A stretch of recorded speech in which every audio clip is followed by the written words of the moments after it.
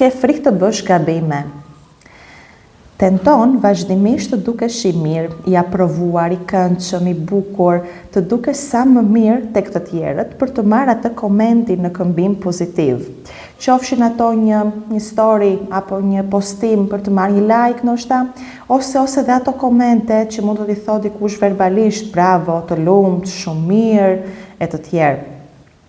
Dhe përsëri nuk ndihesh që dikush të vlerëson thellësisht, nuk ndihesh aq i dëshiruar, prap kërkon atë aprovimin duke tentuar të bësh prap gjëra të tjera, si që ti ta bësh sakt dhe të marrësh në këmbim atë lloj aprovimi.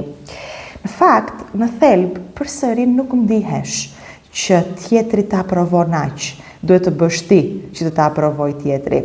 Dhe kjo ndodh sepse gjitha ajo që mendon se po more komentin pozitiv, ti automatikisht je bërë dhe i dëshiruar, është gënjeshtër.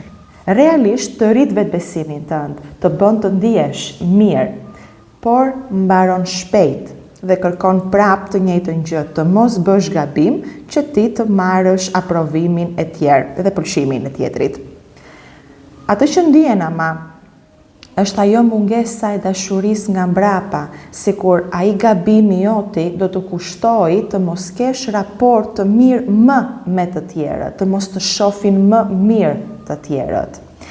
Dhe praktikisht, ti thjesht kërkon dashurinë. Ti thjesht kërkon që tjetri që është përballë teje, gabimin tënd të mos e shofi si shkatërim të një raporti, si një nënvlerësim tëndin, sikur ty të humbën vlerat, sikur ti nuk bën më. Por, përsëri të doj, ashtu siç je, me atë gabim, me gabime të reja, të cilët ty të bëjnë të rritesh edhe më shumë, të zhvillohesh edhe më tej, ti të arish të zhvillosh dhe jetën tënde më tej. Se fundit që të rritesh, të duhen ato gabime, të duhet që të mos jesh gjithmonë ai perfekti, ose ai që duhet të duket mirë në syrin e tjetrit. Dhe në fund të ditës, ai tjetri nuk është se mendon edhe aq shumë për ty.